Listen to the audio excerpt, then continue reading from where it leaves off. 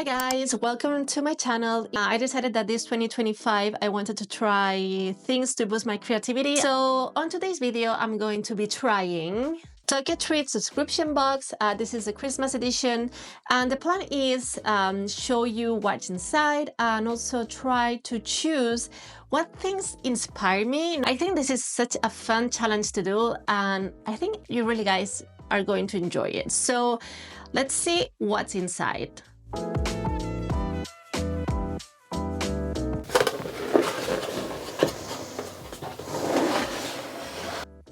Wow, there's a lot of things inside, guys. We have here this little postcard from Tokyo, and also we have a guide where we will going to see everything that I was really excited to try is the Kit Kat thing. It is a snowy chocolate crepe Kit Kats. I think I've never tried this flavor before. Tastes so good, guys. Lately, holiday truffles with melty ganache combined with crunchy salt biscuits. The things that pay more my attention about this box is that you have the option to taste different things and different flavors that you can, you don't find in your country.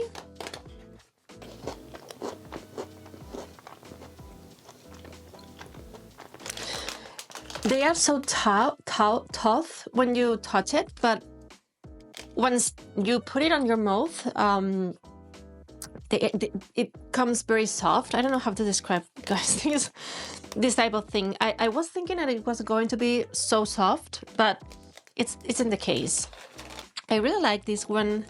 It is the Silent Night Sesame Crackers. Crispy, lightly sweet sesame crackers with your preferred Christmas drink. So I don't have Christmas ring right now. They're thinner than I expected. I can really see the sesame here. And it tastes a lot of like sesame. They really surprised me. I thought it was going to be tough, but they are so thin. I mean, it's not so thin. I think they have the perfect thickness for a snack, Mistletoe mochi donut gummies. When you open the package, it smells a lot like strawberry. They taste good, but I know it was going to happen to me. Like the texture of the gummy. This is something that I don't really enjoy, but they are quite tasty, Caramel corn. So this is the corn puff. It really seems like tasty. Let's see. It has like peanut flavor also. This one is so good. Seaweed and sauce Christmas crunch. I don't know exactly what it's a seaweed. Very curious about this flavor because I don't know exactly what to expect of this. I didn't expect this super, it really tastes as soy sauce. I can smell some kind of shrimps or some kind of seafood on it. I didn't expect this taste, to be honest.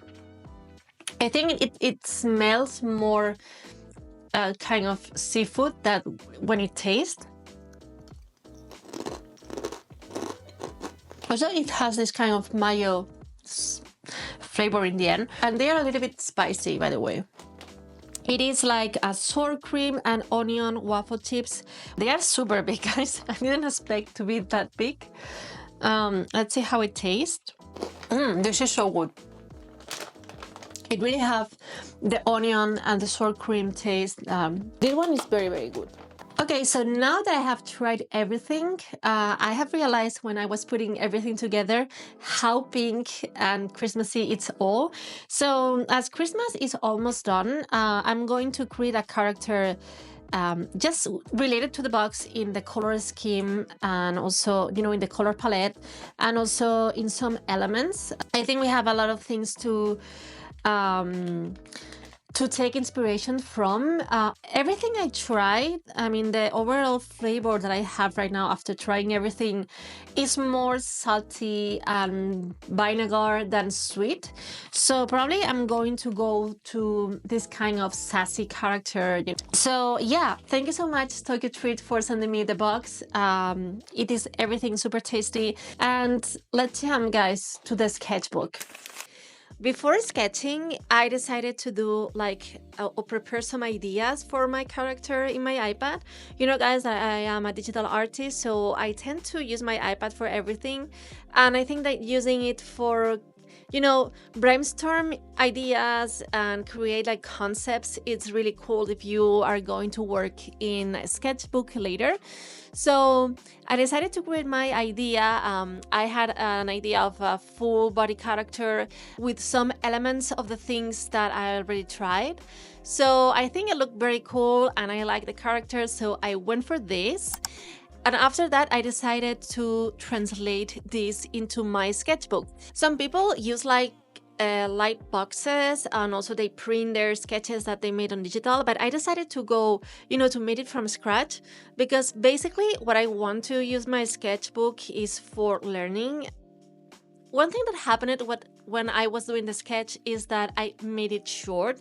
I mean, the space, it was short for me because I tried to do the full body, but then the feet, they didn't fit, you know, on the page. Basically this character has no feet and it's a shame, but it's okay. I mean, I have to learn how to deal with the proportions of the size of the thing.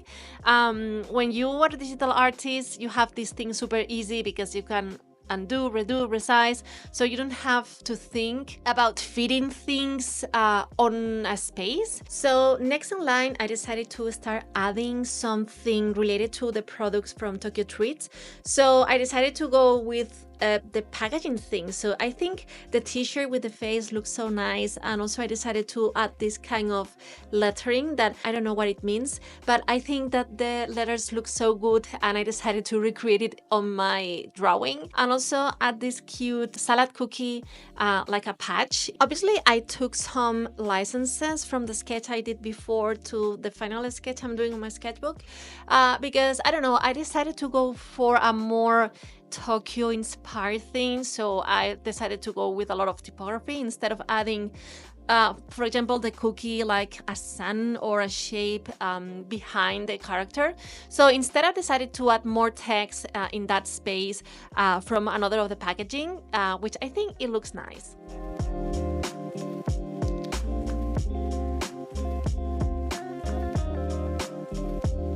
For the painting process, I am using the Ohuhu Honolulu markers, the set they already sent me to try for another video. And instead of using the mixed media sketchbook they sent me with the markers, I am using the bleed proof from the same brand. I decided to buy it with another sketchbook that is only for markers, and I have to say I am enjoying a lot like all this process of learning new techniques and learning how to blend, and also learning how the markers work with different papers. But returning to the drawing, I'm just here painting the skin of the character. I'm right now trying to find like color combinations to make the skin look fine, you know, for different skin tones. And I have to say that I'm quite happy with the result of the skin of this character. You can see on the left that I was doing some practice the other day, just creating some portraits and different skin tones from light ones to darker ones. I still have to continue practicing, of course, but I really like how I am trying to mix color and I'm making the effort to make them work together. So I think that for the skin, I can say that this is a success for me. And also for the color combination of this purple and this vibrant blue, that I never in my dreams could think of using them, and see they work together so well. So also this is another point for me. One thing I noticed when I was working with the bleed-proof paper is that you need to make more layers of the same color, you know, you have to put more ink to make it look better. I think I had the best results, as you can see in the skin, that you can see any patches or any lines or things.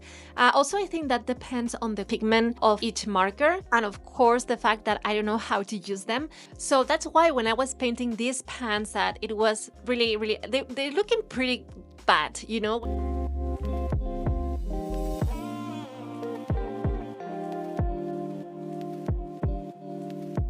And then it came the turn to the red socks. It was the first time that I was putting like a huge, brilliant and vibrant red in this drawing. And I was somehow scared because I have my doubts when I make the sketch on the iPad.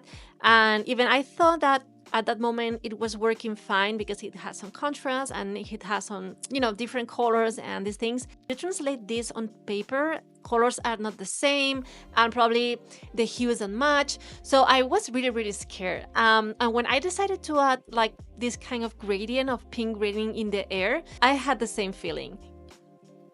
I wanted to work with a few colors, so I decided to work with the two hues of blue, the pink and the reds, and that's all. Well, also the color of the skin. I think I'm very proud of that because I think the illustration works fine. And also I didn't want to add a lot of stuff, mainly because I'm not an expert on the field, and also because I think I like more illustrations that look more neat when it comes to character design. I don't know, but right now I'm in a phase where I think I prefer simpler, you know. I don't know if this is in English, the thing it says like less is more. So I prefer to follow this rule. This is a rule that we follow in graphic design, and I think I like it. I was thinking on adding some kind of background to the drawing, and I was like, okay, I can do it, or I don't know how to do it, because I was loving so much like the combination of the red of the text with the, you know, with the white of the page.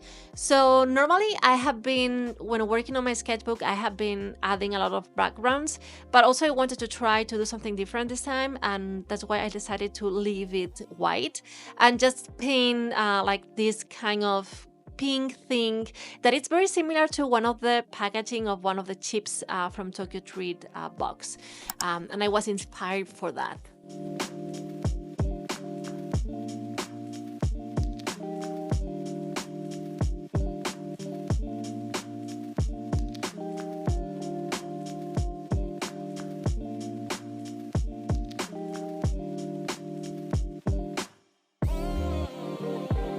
And we arrived to the moment I love and hate the most when working on my sketchbook, that it's basically adding details and deciding if I want to do like the line art or not.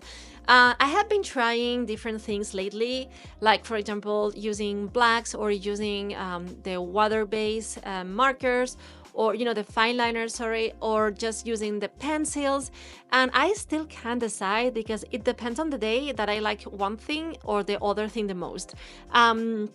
If you can see on the left, I was trying the other day working with black because sometimes when I just finishing my illustration after painting all the, you know, base colors and do the gradients and this kind of things with the markers, I start thinking where I need to add like contrast. Of course, I need to add lines because obviously the sketch was erased or washed up with the markers. So I had to make the separations, but it's important to start thinking where I'm going to add the contrast. Basically what it happened to me over these months that I have been working on my sketchbook is that when I come to this point is where I start messing it up. I think I don't know how to stop doing or adding things because I need to add more, and of course I'm not, or I don't think that I can't erase that later because once it's done, it's done.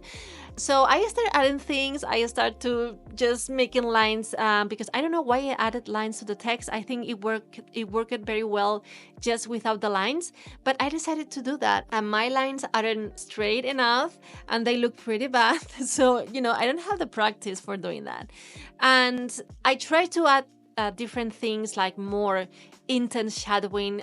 The previous one was fine, but I just decided to add more, and I don't like it. But I still continue adding more things.